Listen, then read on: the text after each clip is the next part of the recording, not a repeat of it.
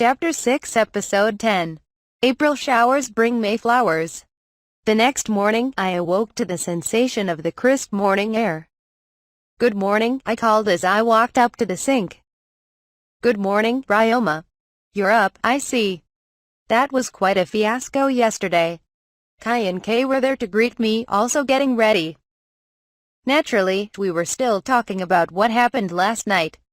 After I left Nikki's secret lair, things went off rather smoothly. Nikki came right out after me, and even though he seemed to become tenser as we got closer to the village, he didn't run off again. It helped a lot that Thane and Kay had hurried back to the village as I was coming out of the lair, bringing the news to the whole village that Nikki was safe. Well, except for the part where his father tried to smack him upside the head as soon as we returned to the plaza. The whole thing went off without a hitch. They were able to just talk it out. "How's your face doing, Ryoma?" "I'll live. Nothing serious." "Good. We were all surprised when you dove between them." "Right. I know you said you promised to keep Nikki from being hit, but still." "Well, seeing how worried his father was, I didn't want to just pin him down or anything." "Did you have to stop his fist with your face though?" I could only laugh in response to that. We were simply happy that Nikki was safe.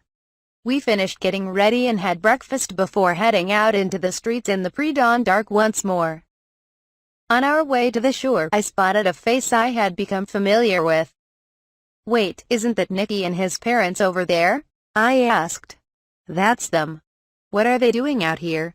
The family seemed to spot us and gave us a big wave as they approached. "Good morning, Slime Guy." "Good morning, Nikki." I greeted his parents as well. "Thank you so much for finding our boy last night," his mother said. "We never got the chance to thank you properly." "Well, it was pitch dark by the time we came back," Kai said. Kay chimed in as well. "We did get held up with all the talking." Nikki's father faced me. "Doesn't matter. I got to thank you face to face. So that's why you're here." "Well, thank you," I answered. "Why are you thanking them?" Kai interjected and we shared a small laugh. "Guess what, Slime Guy? I'm going to work at the processing station starting today." "Really? Why's that?" "He kept the whole village worried yesterday, so we're going to have him help there in the mornings for a while as punishment and a token of apology," his mother explained. "We were waiting for him to grow a little bigger, but he's apparently got too much energy. He can handle water duty, at least." "Now that's one heck of a punishment," Kai remarked. "Why's that?" Kay explained. "It's just getting water from the well, but they use a lot of water every day, so we're talking a lot more than a few hundred trips. The grown-ups work water duty too, and they take turns. It's hard labor, so most kids are a bit older than Nikki when they start." "I see.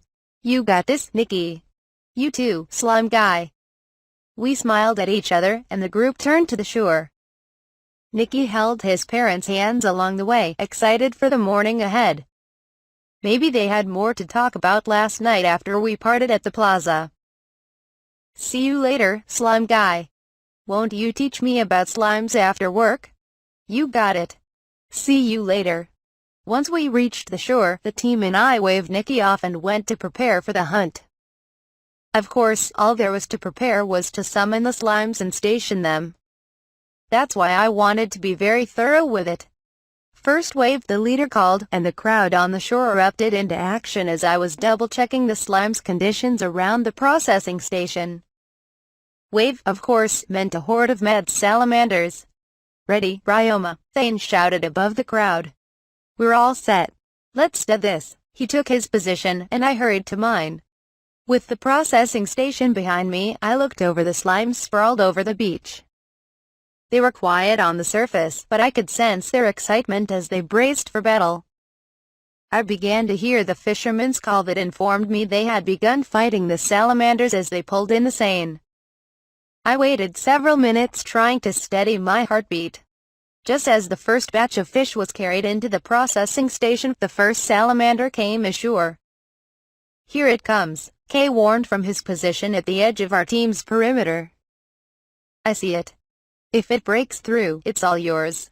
The salamander darted straight across the beach towards the fisherman hauling the catch when it suddenly flopped over. I couldn't hear its cry, but it was clear from its violent thrashing that it was in agony. "It worked," I muttered. The first part of the defense plan was the line of iron and metal slime keeping the salamanders from passing. These slimes had that weakness of not being able to maneuver well on the sand. The solution was to keep them stationary. I had them stretch thin and hide under the sand like rays, telling them to form part of their body into a harpoon when a salamander steps on them. It worked perfectly. The salamander stepped right onto a spearhead that wasn't there a moment ago and started thrashing to pull it out. The slime, however, pushed its appendage deeper into the wound, entangling itself around the creature and weighing it down. The first salamander was slain without even reaching the spears of the poison slimes. In the meantime, 10 or so salamanders that followed were now writhing on the beach, each ensnared by a metal or iron slime. The leader of the adventurers approached me. "You almost feel sorry for them. Good morning. Just came to check on you, but it's looking good. More or less. The trapped salamanders will steadily grow weaker. If more keep coming, some of them will even get trampled. It's part of the plan if they climb over the fallen. And they're going to mitigate any large waves with dark magic, right?" "Yes, sir," I answered. The leader stayed quiet for a few moments. "Is something on your mind?" I was just thinking, if this plan works well, we could manage with fewer adventurers here." Accordingly, this was not the only village attacked by mad salamanders this time of the year. Whenever there's a surplus of fighters, the leader explained, he had to consider relocating some of them to other villages that were short-handed. "If we have more than enough here, of course. We will never endanger the location we were assigned to first." Makes sense. No matter the job, payment demanded responsibility. I really wanted the slimes to do their best for my own betterment too. "I'll make a decision after I see how it goes this morning." "Show me what you and your slimes can do." "Absolutely." As more fish were carried to the processing station, more and more salamanders assaulted the line. I saw the leader off and renewed my determination to make this a successful hunt.